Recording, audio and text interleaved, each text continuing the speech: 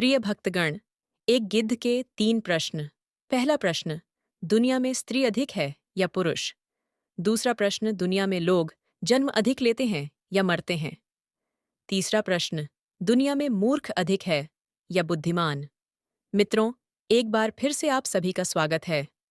हमारे YouTube channel में आज का वीडियो बहुत ही महत्वपूर्ण होने वाला है, जिसमें एक गिद्ध के 3 प्रश्न हैं।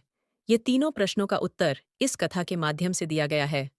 मित्रों, आप सभी लोगों से निवेदन करती हूँ कि कृपया ध्यान देकर इस ज्ञानवर्धक कथा को सुने।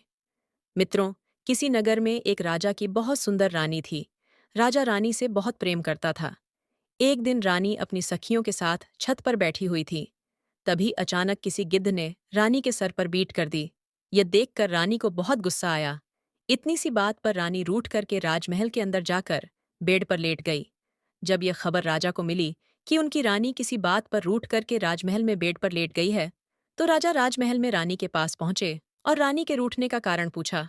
रानी ने कहा, महाराज, आज मेरे सिर पर एक गिद्ध ने बीट कर दी है। मुझे बहुत बुरा लगा, और जब तक आप उस गिद्ध को मृत्युदंड नहीं देंगे, तब तक मैं अन्य जल ग्रहण नहीं करूंगी। मित्रों, रानी का ऐसा कहना सुनकर और देखकर पहले तो राजा रानी को समझाने लगे कि देखो, दुनिया में लाखों गिद्ध हैं। ऐसे में कैसे पता करूंगा कि आपके सिर पर कौन गिद्ध ने बीट की है? इसलिए गुस्सा त्याग दो और लाओ, तुम्हारा सर मैं साफ कर देता हूं। मित्रों, राजा के बार बार समझाने पर भी रानी ने अपना हठ नहीं छोड़ा, और अंत में विवश होकर राजा ने सभी पहेलियों को आदेश दे दिया कि हमारे राज्य में जितने भी गिद्ध और गिद्धनी हैं, सबको पकड़कर हमारे पास ले आओ। हम उन्हें बहुत सारा धन देंगे। अब तो राजा का आदेश सुनकर समस्त शिकारी जाल बिछाकर सभी गिद्ध गिद्धनी को पकड़ने लगे। अब यह देखकर समस्त गिद्ध गिद्धनी में इस बात को लेकर शोर होने लगा कि यहाँ का राजा समस्त गिद्ध गिद्धनी को पकड़वाकर उन्हें मारने वाला है। बस, हम गिद्धों का दोष इतना है कि हम में से किसी एक ने रानी के सर पर बीट कर दी है। एक की सजा सबको मिलेगी। ये कैसा न्याय हुआ? तो उन समस्त गिद्धों में से एक वृद्ध गिद्ध बहुत ही बुद्धिमान था। उसने एक रणनीति बनाई और समस्त गिद्धों से कहा कि आप जाओ। सब राजा के पास गए और राजा से कहने लगे कि जब तक हमारे मुखिया ना आ जाएं, तब तक हमें ना मारो। यदि वह पूछे कि तुम्हारे महाराज कहाँ गए हैं, तो कह देना कि वे 7 समुद्र पार दूसरे किसी देश में किसी जटिल समस्या का समाधान करने गए हैं। समस्त गिद्धों ने अपने मुखिया की बात मान ली। अब तो समस्त गिद्ध शिकारी के जाल में फंस गए। राजा के पास पहुंच गए। राजा ने उनसे कहा, हे गिद्धों, तुम में से किसी ने हमारी रानी के सिर पर बीट की है। इसीलिए हम अपनी रानी को खुश करने के लिए आप सबको मारने का आदेश देते हैं। क्या हमारे राज्य के समस्त गिद्ध यहाँ आ चुके हैं? मित्रों, राजा की ऐसी दस्तापूर्ण बातों को सुनकर समस्त गिद्ध एक सुर में कहने लगे, महाराज, आप बेशक हमें मार देना, परंतु अभी हमारे मुखिया जी नहीं आए हैं। कृपया उन्हें आ जाने दीजिए, जो अभी 7 समुद्र पार दूसरे देश में एक कठिन समस्या को सुलझाने गए हैं। मित्रों, समस्त गिद्धों की ऐसी बातों को सुनकर राजा आश्चर्यचकित होकर पूछने लगा, क्या तुम्हारे मुखिया इतने बुद्धिमान हैं, जो विदेश में न्याय करने गए हैं? तब तो हमें जरूर इंतजार करना चाहिए। मित्रों, इस प्रकार उस राजा ने उस वृद्ध गिद्ध का शाम तक इंतजार किया।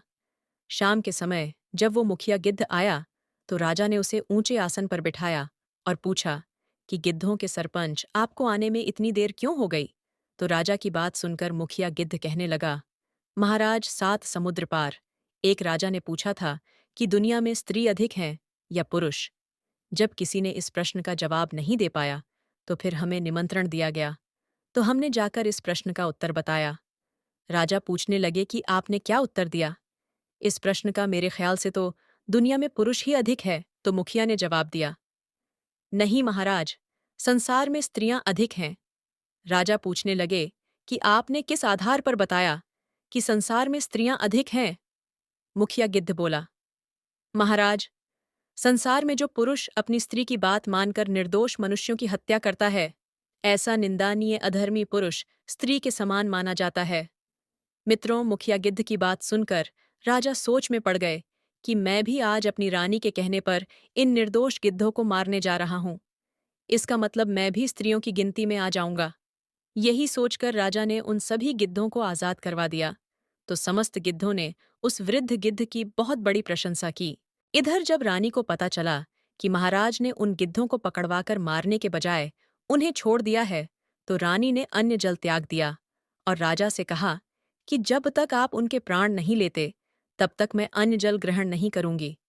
मित्रों, अपनी रानी को प्राणों से ज्यादा चाहने वाला राजा अपने वचन से फिर गया और अगले दिन उसने शिकारियों से कहकर फिर से समस्त गिद्धों को पकड़वा लिया और सबको मारने का आदेश कर दिया। पहले की तरह समस्त गिद्धों ने फिर वही बात कही, महाराज, हमारे मुखिया को आ जाने दीजिए, उसके बाद आप हमें मार देना। राजा कहने लगा, तुम्हारा मुखिया आज कहाँ गया है और वह अभी तक क्यों नहीं आया? समस्त गिद्धों ने कहा, महाराज, हमारे मुखिया जी आज पहाड़ों के उस पार जो देश है, वहां किसी बात का निर्णय करने गए हैं। वो आते ही होंगे। मित्रों, कुछ समय के बाद मुखिया गिद्ध भी आ गया। उसे देखकर राजा ने कहा, कहो जी, इतनी देरी से आने का क्या कारण है? मुखिया गिद्ध कहने लगा, महाराज, आज मैं चीन देश में गया था। वहां की न्याय पंचायत सिर्फ एक प्रश्न पर अटकी हुई थी, जिसका उत्तर किसी के पास नहीं था। इसीलिए वहां के राजा ने मुझे आमंत्रित किया था। तब मैंने ही जाकर उस प्रश्न का उत्तर दिया है। प्रश्न यह था कि संसार में कितने प्राणी पैदा होते हैं और कितने मरते हैं। राजा ने कहा, मेरे हिसाब से ज्यादा लोग पैदा होते हैं और मरने वालों की संख्या तो कम होगी। परंतु आपने क्या जवाब दिया? गिद्ध कहने लगा, महाराज, मैंने बताया कि संसार में लोग मरते अधिक हैं। राजा ने पूछा, वह कैसे? गिद्ध कहने लगा, राजा सही फैसला सुनाकर और किसी के बहकावे में या लोभ में आकर अपने निर्णय को बदल देता है, अपने वचन से उलटना चाहता है, ऐसा व्यक्ति जीवित होकर भी मरे हुए व्यक्ति के समान होता है और ऐसे व्यक्तियों की चारों तरफ निंदा होती है। गिद्ध का जवाब सुनकर राजा फिर सोच में डूब गया कि ऐसा राजा तो मैं ही हूं जो रानी के प्रेम में अंधा होकर अपने वचन से फिर गया हूं। मैं निंदा का पात्र नहीं बनना चाहता हूं। ऐसा विचार करके राजा ने उन समस्त गिद्धों को मुक्त कर दिया। सारे गिद्ध खुशी खुशी अपने स्थान को चले गए। इधर जब रानी ने सुना कि महाराज ने आज भी समस्त गिद्धों को दंड नहीं दिया, तो उसने महाराज से बताया कि मैं आज आत्महत्या कर लूंगी, या तो हमारी मांग पूरी करो। अब तो विवश होकर राजा धर्म संकट में फंस गया। सोचने लगा, अब क्या करूं? काफी देर सोच विचार करके राजा ने अगले दिन फिर सभी गिद्धों को पकड़वा लिया। फिर वैसा ही हुआ। मुखिया गिद्ध की बातों को सुनकर राजा ने उसके विलंब का कारण पूछा, तो बताया कि आज वो बहुत ही महत्वपूर्ण विवाद को सुलझाने गए हैं। किसी राज्यसभा में इस बात पर विवाद था कि दुनिया में मूर्ख अधिक है या बुद्धिमान। राजा कहने लगा, इसमें कौन सी बड़ी बात है? दुनिया में बुद्धिमान तो बहुत अधिक है, मूर्ख तो एक दो ही होंगे। क्या आपने यही बताया? गिद्ध कहने लगा, नहीं, मैंने बताया कि संसार में मूर्ख अधिक है, क्योंकि जो पुरुष अपनी बुद्धि और विवेक से काम नहीं करते हैं। मित्रों, गिद्ध के निर्णय से दूसरे की इच्छा शामिल होती है। धर्म को जानबूझकर जो बुद्धि और विवेक से निर्णय नहीं करता है, जो एक की रक्षा के लिए लाखों की जान लेना चाहता है, वह मूर्ख ही तो होता है। आपके दरबार में सभी बुद्धिमान व्यक्ति आपकी हाँ में हाँ मिलाए रहते हैं। ये सभी मूर्खों की श्रेणी में आते हैं। आपके इस फैसले पर आपका विवेक नहीं है। आप जो कुछ कर रहे हैं सिर्फ अपनी रानी के कहने से कर रहे हैं, इसलिए आप महामूर्ख हैं। इसलिए महाराज, दुनिया में मूर्खों की संख्या अधिक है। मित्रों, गिद्धों के इस जवाब से राजा का ज़मीर जाग उठा और उसने निश्चय किया कि रानी मरे या जिंदा रहे, मैं निर्दोष गिद्धों को नहीं मारूंगा। राजा ने सभी गिद्धों को आज़ाद कर दिया। मित्रों, सारे गिद्ध खुशी खुशी अपने स्थान को चले गए। मित्रों, एक गिद्ध ने तीनों प्रश्नों का उत्तर दिया। वह राजा से बताया। राजा ने निर्दोष गिद्धों को छोड़ दिया। मित्रों, आप सभी को तीनों प्रश्नों के उत्तर मिल गए होंगे। मित्रों, अगर यह कथा आप लोगों को पसंद आई हो तो कमेंट बॉक्स में राधे राधे लिख करके, वीडियो को लाइक करके, चैनल को सब्सक्राइब करके बेल आइकन ऑल पर प्रेस कर लीजिए, जिससे आप सभी लोगों को प्राचीन कथाएं और कहानियां सबसे पहले प्राप्त हो सके। मित्रों, वीडियो को पूरा देखने के लिए आप सभी लोगों का बहुत बहुत धन्यवाद।